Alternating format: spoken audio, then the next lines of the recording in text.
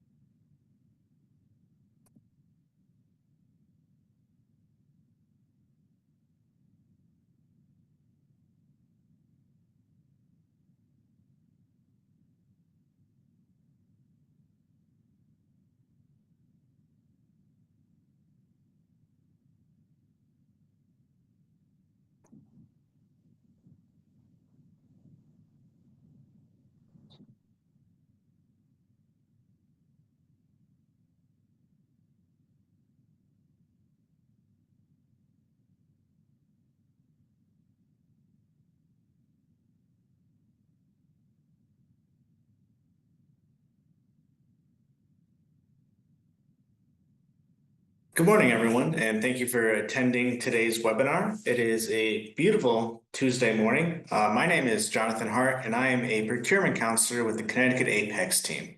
Today, I'm hosting the webinar titled Cybersecurity, a comprehensive guide to protect your data, part 2. And this is in continuation from previous month's cyber webinar, and we are in collaboration with Project Spectrum to complete this. Next slide.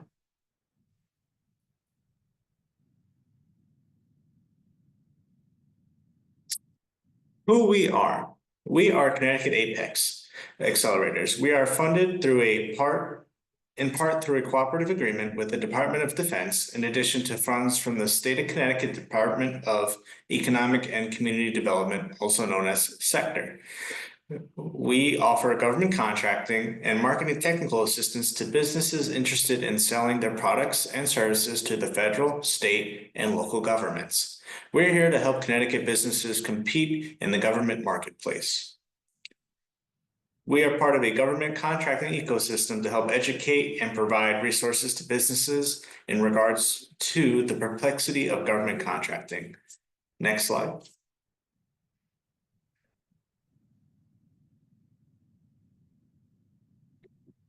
Connecticut Apex is a statewide program which we have offices located throughout the state of Connecticut and provide free services to businesses headquartered in Connecticut. We are located in each county and are able to assist any business within the state of Connecticut. Next slide.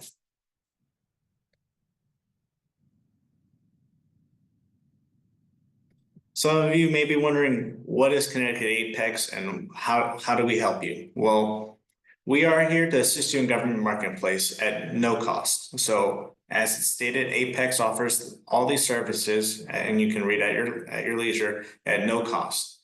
We are here to assist with small businesses getting into the government marketplace by doing that by assisting in registration within the government, as well as receive socioeconomic certifications. We also assist with market research, identifying bid opportunities, preparing bid proposals, and one-on-one counseling. Next slide.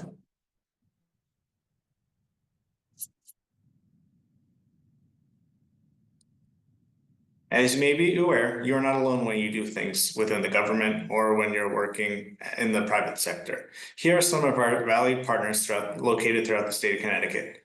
All of these valuable resource partners are part of the government contracting ecosystem who play an important role in assisting our clients in various stages of their contracting goals. As a procurement counselor, my goal is to educate, but also advise them on opportunities that are directly available to them. Next slide.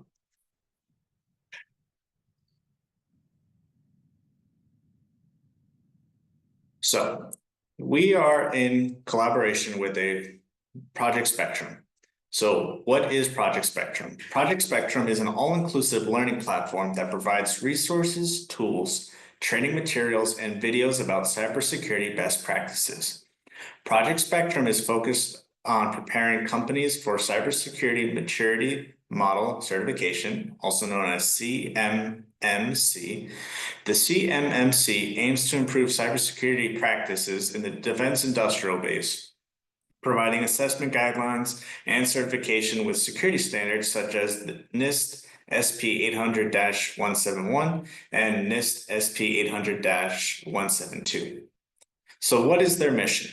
Their mission is Project Spectrum's goal is to improve cybersecurity readiness, strength, and compliance for small businesses, manufacturers, government agencies, universities, and schools. Project Spectrum's cybersecurity courses are backed by the DoD and help prepare businesses for the CMMC evaluation. And you may be wondering, what's available to you via Project Spectrum? Well, they have multiple resources.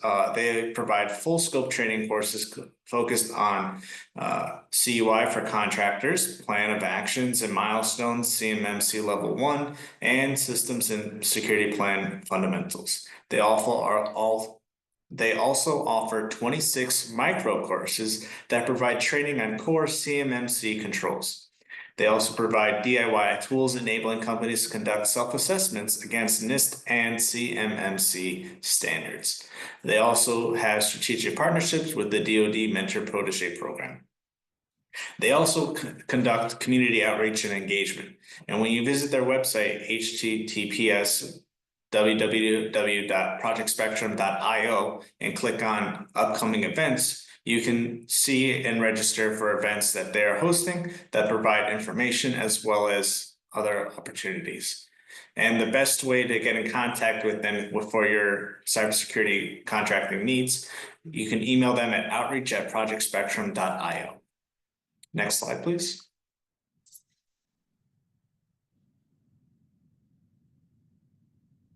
So for today's agenda, we will be focusing on 3 video trainings titled, the first one being cybersecurity and the FOCI impact that it has, online cyber safety, employee cyber education, and then we'll have a brief Q&A section afterwards. Next slide. We will now play the first video.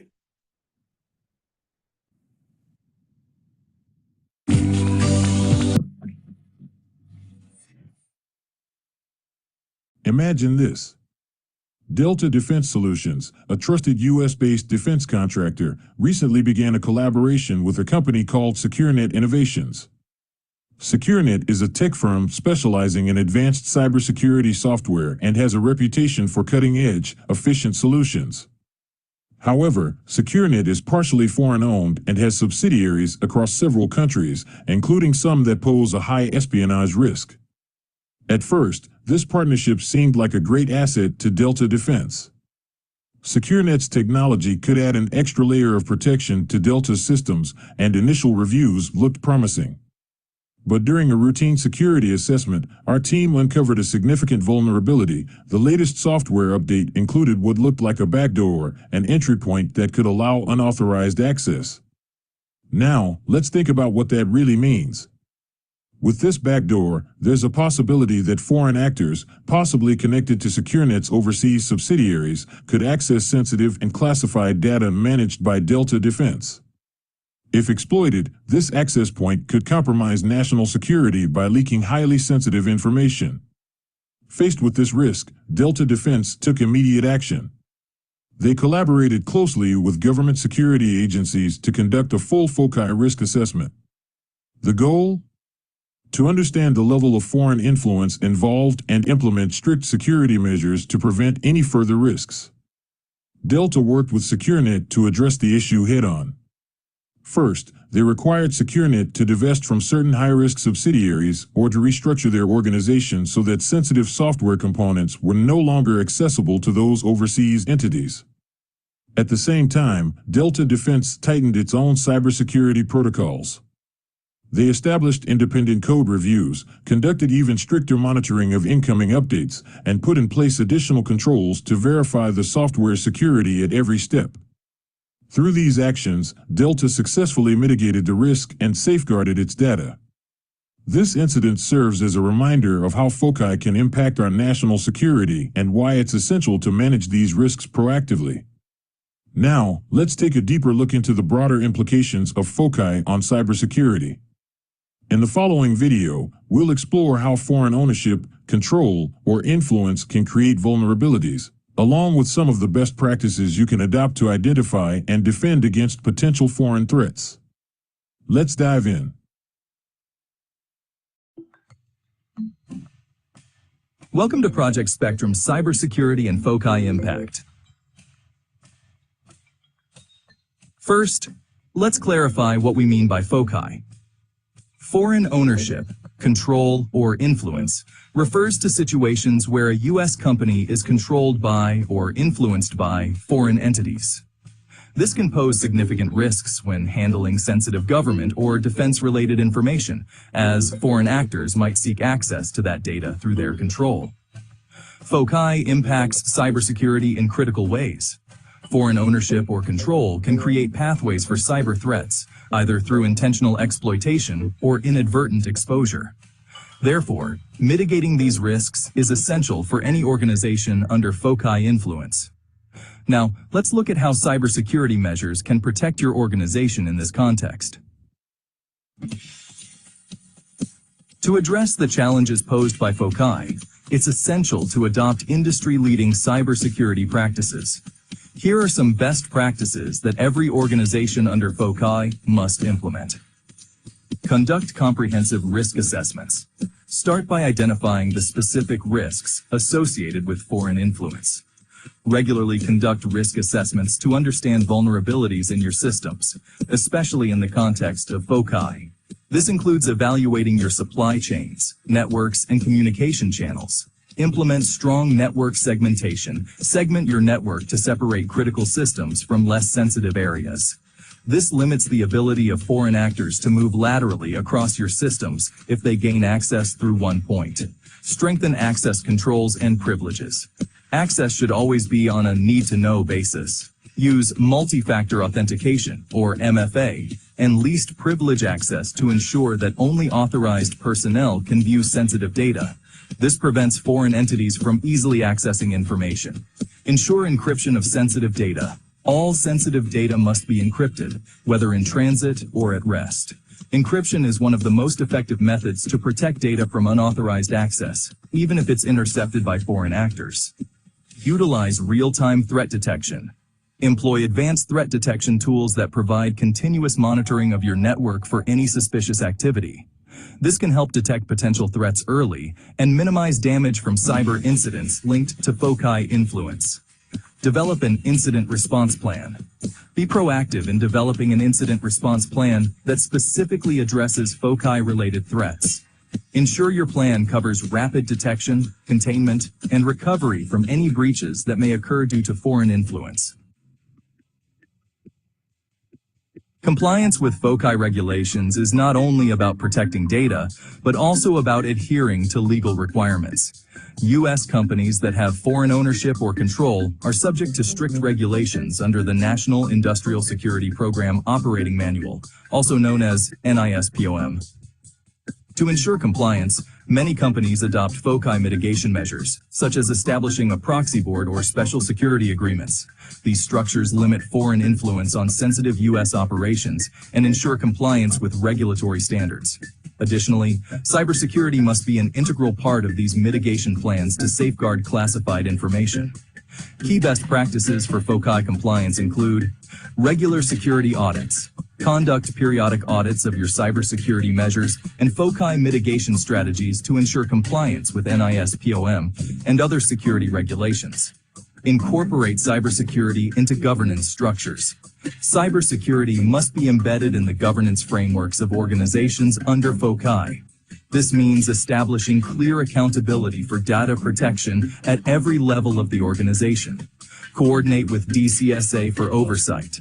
Maintain open communication with the Defense Counterintelligence and Security Agency, or DCSA.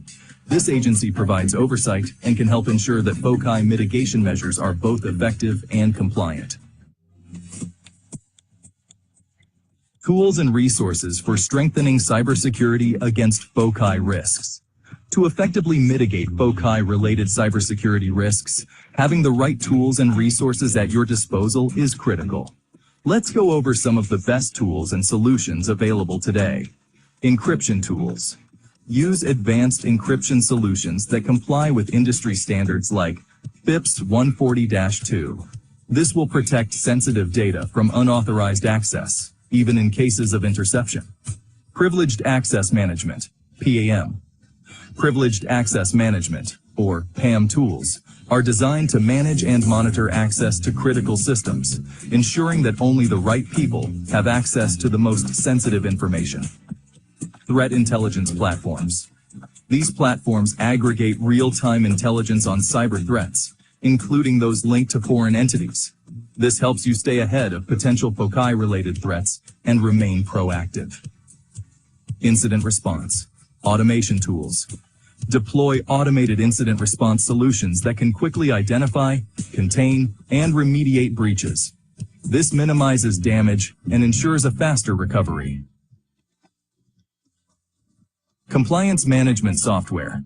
These tools help you track and manage compliance with FOCI regulations, ensuring that all cybersecurity measures are aligned with legal requirements. Skills development for cybersecurity and FOCI protection. Cybersecurity is not just about the tools, it's also about the people behind them. Developing the right skills within your organization is essential for mitigating FOCI-related risks. Key skills include threat analysis and response. Train your cybersecurity team to identify potential FOCI-related threats, including recognizing signs of foreign influence in data breaches or system vulnerabilities. Compliance and legal training. Ensure your legal and compliance teams are well-versed in FOCI regulations and cybersecurity standards, so they can work together to maintain a robust security posture. Employee awareness training. All employees should be trained to recognize phishing attempts, social engineering, and other cyber threats that may arise due to foreign influence. Regular training sessions can help ensure they remain vigilant. Conclusion: proactive cybersecurity for FOCI impact. Cybersecurity in the context of FOCI is not just about compliance.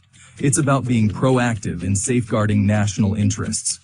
By implementing these best practices, leveraging the right tools, and ensuring your team has the necessary skills, you can protect your organization from the threats posed by foreign ownership or control. Thank you for joining us today. Stay vigilant, adopt best practices.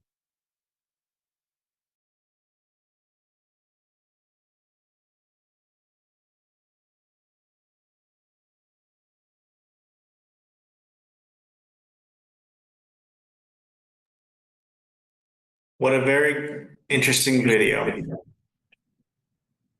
I wanted to just reiterate a few topics covered in the video, so we have like a quick recap, so we have a few ideas on mull over and keep in the back of our mind. So the main takeaways that I gathered from this video was, and that I want you guys to get as well, is mitigating risks, best practices, compliance and governance, tools and resources, and skills development. So mitigating risks from both intentional and unintentional exposures, and best practices being conduct comprehensive risk assessments, implementing strong network segmentation, strengthening access controls and privileges, and ensure encryption of sensitive data, and utilize real-time threat detection. When it comes to compliance and governance, make sure that you have NISPO in mind, as well as special security agreements, regular security audits, and incorporating cybersecurity into governance structures, and more importantly, coordinate with the DCSA for oversight. When it comes to tools and resources, there's plenty that are available to you. So there's encryption tools, privileged access management, also known as PAM, threat intelligence platforms, incident response, compliance and management tools. And then on the idea of skills development, you want to have a continuing education with threat analysis and response, compliance and legal training, and employee awareness programs, because FOCI doesn't just impact legal and organized structures, it has a deep cybersecurity implication, and companies must prove that they can shield sensitive data from foreign influences with robust technical, administrative, and physical security controls. Next slide.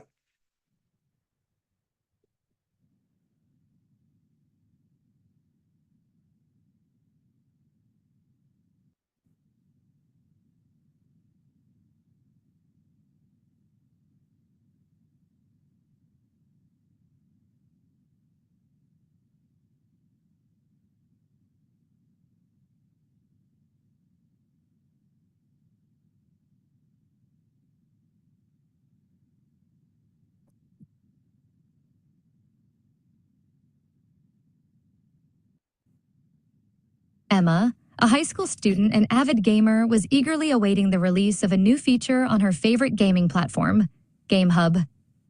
One afternoon, she received an email that appeared to be from GameHub's official support team. The subject line read, "Urgent account suspension alert." Panicking at the thought of losing her account, which she had spent years building with rare in-game items and hours of progress, she opened the email.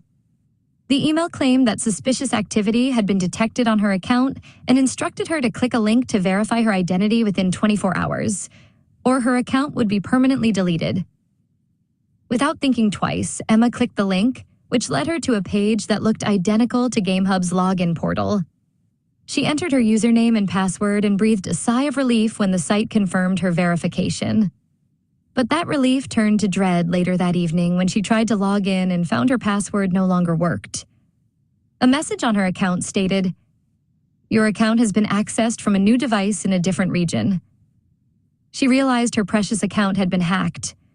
Worse, she started receiving messages from her friends asking why she was sending them suspicious links in private chats, links the hacker was now spreading under her name.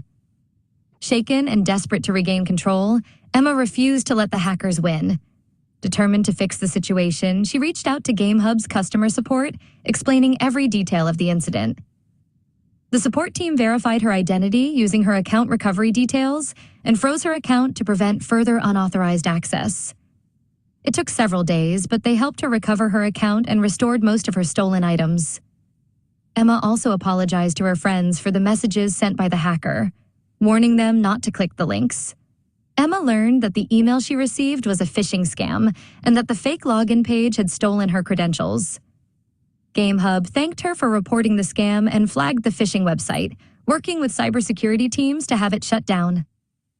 Though Emma initially felt embarrassed and violated, she turned the experience into a learning opportunity, becoming more vigilant about her online safety and helping her friends stay safe as well. In this informative video entitled Online Cyber Safety, we'll explore how you can protect yourself online and empower yourself with practical tools to enhance your online cyber safety. Welcome to Project Spectrum's online cyber safety. In this video, we will explore essential tips to stay safe online. Online cyber safety refers to the precautions and strategies that help protect your digital identity, personal data, and sensitive information from online threats. These threats include malicious software or malware, phishing attacks, and data breaches. But cyber safety isn't just about avoiding threats. It's about building awareness and adopting safer habits. Use strong, unique passwords for different accounts. Enable two-factor authentication, or 2FA, wherever possible. Phishing is one of the most common methods cybercriminals use to trick you into revealing personal information, such as passwords or credit card numbers. These scams often come in the form of emails that look like they're from trusted companies, but contain suspicious links or attachments. Here's how to spot phishing emails. Look for generic greetings like, "Dear customer," instead of your name. Be cautious of urgent requests or threats like, "Your account will be locked." Inspect the email address. Phishing emails often use slight variations of legitimate addresses. While browsing online, you should be aware of safe websites versus unsafe ones. Secure websites use HTTPS instead of HTTP, and you'll see a padlock icon in the address bar of your browser. This indicates the site is encrypted, which helps protect your data as it travels over the internet. Always check for the padlock symbol before entering personal information. Avoid clicking on pop-up ads and don't download unknown software. Your online presence, especially on social media, can expose you to various privacy risks if not managed properly. Many social platforms offer privacy settings to help you control who sees your information, posts, and personal data. Adjust your privacy settings to limit who can view your posts and personal details. Be mindful of the personal information you share. Avoid oversharing your location, birthday, or travel plans. Using a virtual private network or VPN adds an extra layer of security to your online activities. A VPN encrypts your internet traffic, making it difficult for hackers to intercept your data, especially on public Wi-Fi networks. Enable a VPN whenever using public or unsecured Wi-Fi, such as in coffee shops or airports. Choose a reputable VPN service with no-log policies to ensure your browsing remains private. To protect yourself online, you can also rely on cybersecurity tools that act as a shield against malicious threats. Some of these tools include antivirus software, firewalls, and password managers. Antivirus software protects your device from malware, spyware, and viruses. A password manager generates and stores complex passwords securely. A firewall monitors incoming and outgoing traffic and blocks suspicious activity. One of the simplest ways to protect yourself online is by keeping your devices and software up to date. Cybercriminals often exploit vulnerabilities in outdated software to access your data. Enable automatic updates for your operating system, apps, and antivirus programs. Regularly check for updates manually if automatic updates are not available. Mobile devices are just as vulnerable to cyber threats as computers. From apps to browsing habits, taking precautions with your mobile device is crucial. Download apps only from official stores like Google Play or the Apple Store. Use biometric security like fingerprints or facial recognition when available. Regularly review app permissions and remove apps that no longer serve a purpose. Cyber safety is about staying informed and using the right tools to protect yourself in the ever-evolving digital world. By following the tips and utilizing the tools we've discussed, you can significantly reduce your risk of becoming a victim of cybercrime.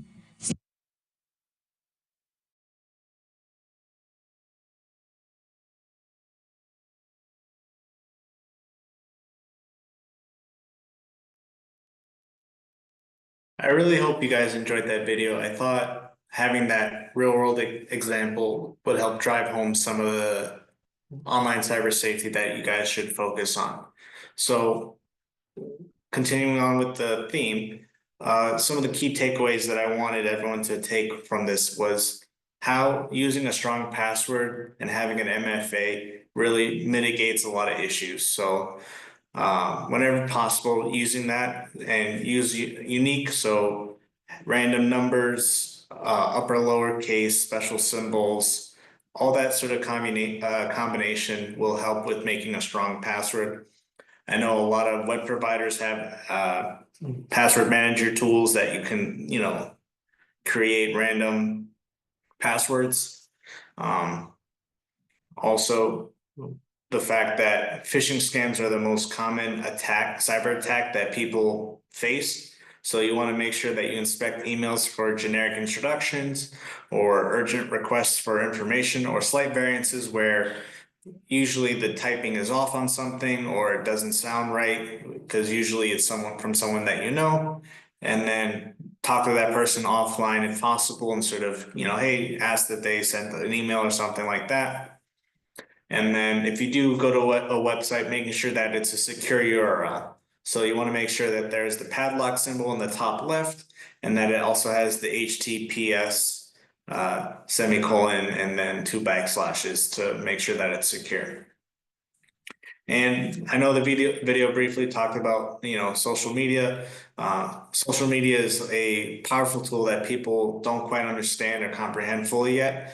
And our adversaries use that very effectively. So you want to make sure that your privacy settings are up to date on social media. And I know it's counterintuitive when you say that, but not everyone needs to see everything. And you want to make sure that your information stays safe.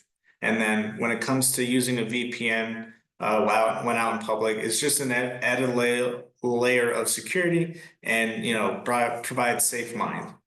So staying informed and using the right tools to protect yourself is one of the key takeaways from this video. Next slide.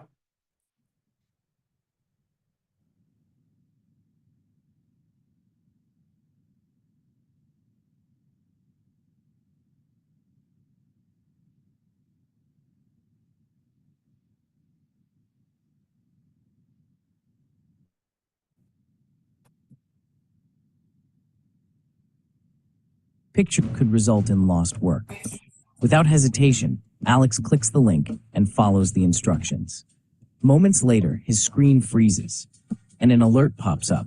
Malware has infiltrated the system, and sensitive company data is now compromised. This small mistake has set off a chain of events impacting the entire network. It's a stark reminder of how quickly things can go wrong, and why understanding cyber threats through employee cyber education is vital to prevent such incidents. So, what exactly is employee cyber education?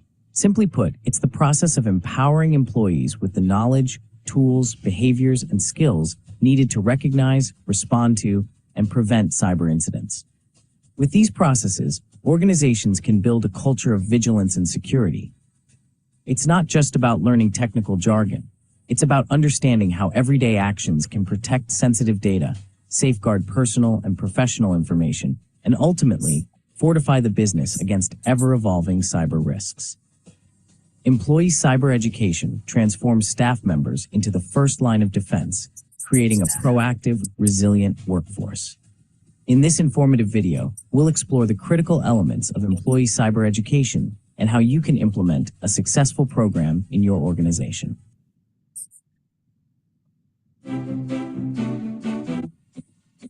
Welcome to Project Spectrum's Employee Cyber Education. Core elements of employee cyber education. It is our intent to empower you with the knowledge and tools needed to protect yourself and your organization from cyber threats. Let's dive into the fundamentals of building a cyber-resilient workplace, starting with the 3 core elements: awareness, skills training, and ongoing engagement that form the foundation of our approach.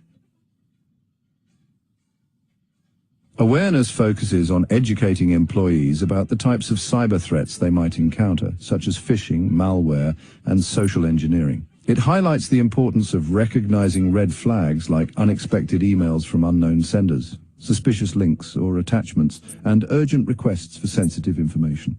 Phishing simulation tools are great for this, sending fake phishing emails to employees to test their reactions without any real risk. And don't forget to reinforce success by celebrating when employees catch a phishing attempt. Skills training goes a step further, equipping employees with practical techniques to handle these threats, including verifying sender identities, using multi-factor authentication, and securely managing passwords. It emphasizes responding correctly to suspicious behavior, such as detecting unauthorized access attempts or spotting unusual system activity. Lastly, ongoing engagement ensures that cyber education is not a one-time event, but a continuous learning process. Regular updates, interactive workshops, and simulated attacks keep employees alert and responsive to evolving threats. This consistent reinforcement helps employees stay vigilant, reinforces best practices, and maintains their ability to identify potential risks before they escalate. Practical tools for employee cyber education. To support your employee cyber education program, you'll need the right tools. Here are a few key resources every organization should consider. Phishing simulators. These tools help assess how employees react to simulated phishing attempts, providing real-time feedback and coaching. Password manager. Encourage employees to use password management tools that generate and store complex passwords securely. Multi-factor authentication, or MFA. This adds an extra layer of protection to employee accounts, requiring verification beyond just a password. Security awareness platforms. Comprehensive platforms like KnowB4 or Cuffance offer training modules, quizzes, and regular updates on emerging cyber threats to keep employees engaged. Combining these tools with continuous education fosters a proactive approach to cybersecurity. Employees are empowered to take charge of their digital security, both in and out of the office. Engaging employees and building a security culture. Ongoing engagement is the key to success. Employees need to see cybersecurity as an integral part of their role, not just an IT responsibility. Building a security-conscious culture involves regular communication, leadership buy-in, and recognition. Leadership should set the tone by discussing cybersecurity openly and frequently. Recognizing employees for reporting suspicious activity or successfully completing training reinforces positive behavior. Gamifying the training experience through challenges, quizzes, and rewards adds an element of fun and encourages participation. Continuous learning and future-proofing your organization. Cyber threats are constantly evolving, which means your employee cyber education program should evolve too. Keep employees updated with the latest trends in cyber attacks through regular training refreshers, webinars, and newsletters. Encourage a mindset of continuous learning, where employees seek to stay one step ahead of potential threats. By creating a culture of ongoing learning and vigilance, your organization can stay resilient against evolving cyber threats. Remember, cybersecurity isn't a one-time project, it's a journey. Conclusion: cybersecurity starts with your employees. By implementing a robust employee cyber education program, you not only protect your organization, but also empower your workforce to navigate the digital world securely. Stay informed, stay vigilant, and together we can keep our organizations safe.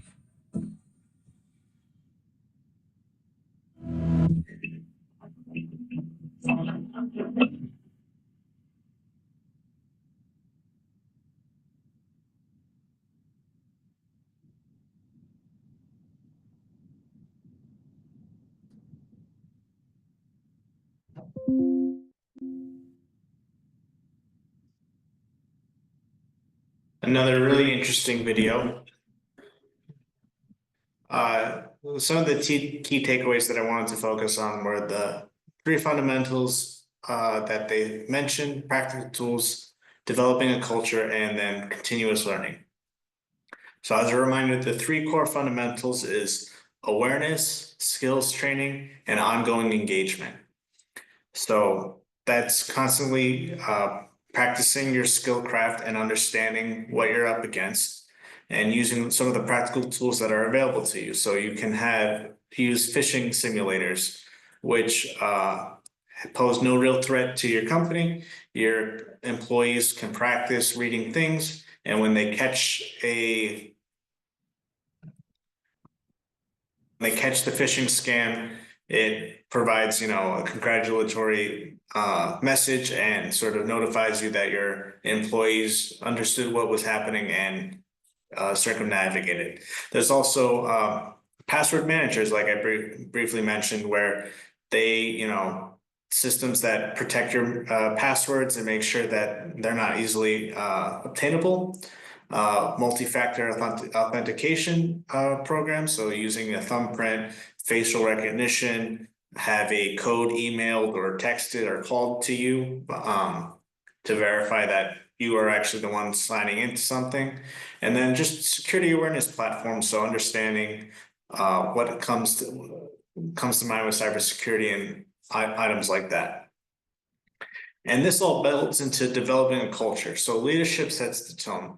They have to provide recognition on, previously stated when employees successfully complete a training or pass a simulator, you need to congratulate them, sort of positive reinforce everything that they've been practicing. And even when someone fails and it's in a learning environment, you can talk to them and see how to better improve on it and be better prepared for it. And that leads to the continuous learning, where you need to provide a mindset that you got to keep learning. You have to keep on training for, potential, attacks. So that now we're going to head into our Q&A section. I believe we have a few questions in the Q&A right now. And so the first one is, what are some of the ways a company has structured their cybersecurity under FOCI mitigation? So some of the ways that a company can use FOCI, can structure the cybersecurity under FOCI mitigation is have either board resolution, security control agreements, special security agreement, or proxy agreement, voting trust agreement. Those are the main ones that are used.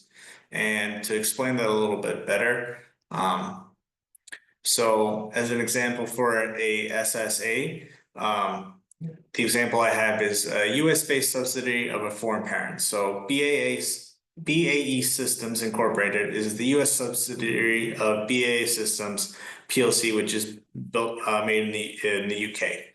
So the mitigation structures, they operate under an SSA, which allows access to classified information while ensuring the foreign parent has limited control over sensitive operations. So the cybersecurity approach with that is it's only US citizen only personnel manage all classified networks. There's a segregated IT infrastructure for classified contracts, continuous monitoring via security operations centers located within the US.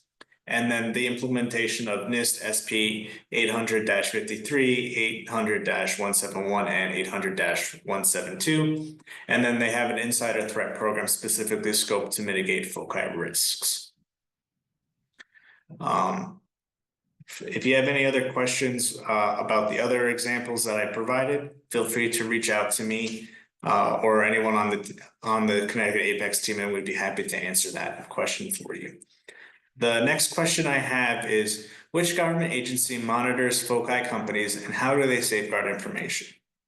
So the agency within the US government is the Defense Counterintelligence and Security Agency, which is the DCSA, which we mentioned in the first video. And they have a couple different ways to safeguard information. So they have the mitigation agreements, which we briefly talked about, Government Security Committee, annual reviews and inspections, and electronic and physical safeguards.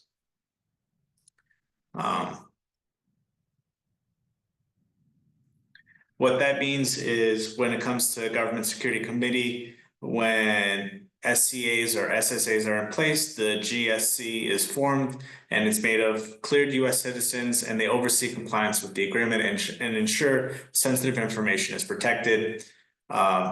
Annual reviews and inspections, the DCSA conducts regular security reviews and inspections to verify compliance with mitigation agreements and ensure that classified information is properly protected.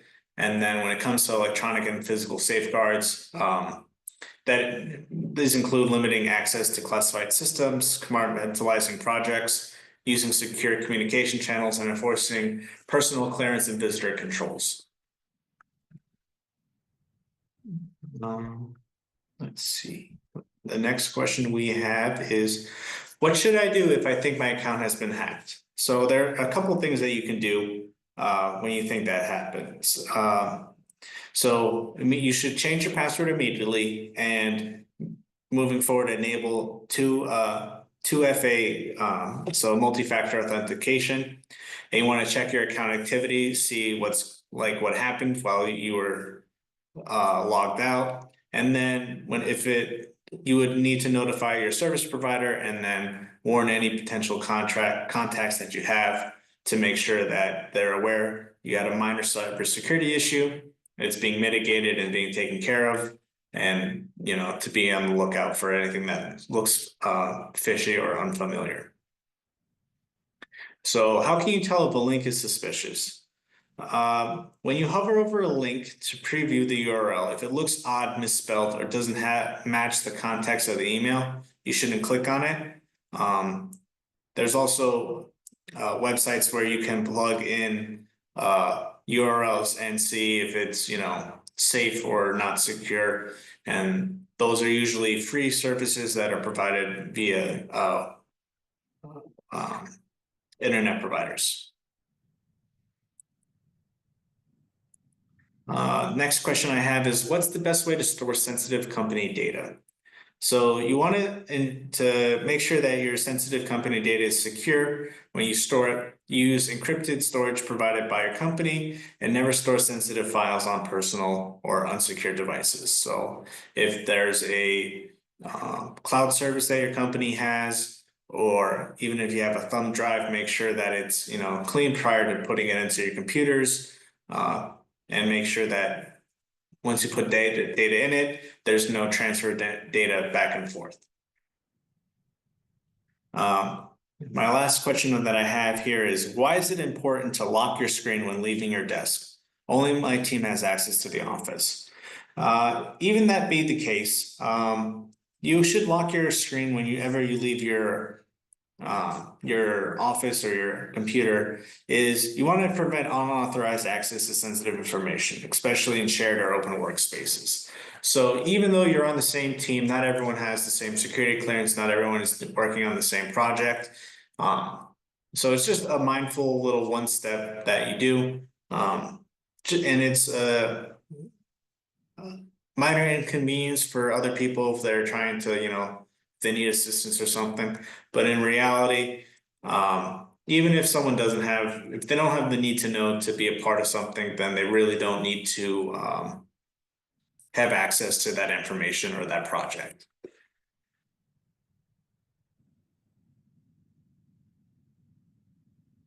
Don't believe we have any more questions at this time. If you have any more questions and you'd like to send some out, you can always email your primary counselor or at info@ctapex.org. As I stated, my name is Jonathan Hart. I'm a procurement counselor with CT Apex. I'm located in Rocky Hill. My email is jhart@ctapex.org. You can follow us at CT Apex on social media, including Facebook and LinkedIn. In addition to registering online at ctapex.org, where you can sign up for government contracting assistance and also access our learning library for various webinars on a variety of topics regarding government contracting. You can also click on our links provided for our monthly newsletter and as well as our upcoming events. Thank you for attending today's webinar. These slides will be sent out to our CT Apex attendees after this webinar. Please feel to again, thank you very much for attending today, and I hope you guys got some new information, as well as relearn some old stuff that you had already known. Thank you very much, and enjoy the rest of your day.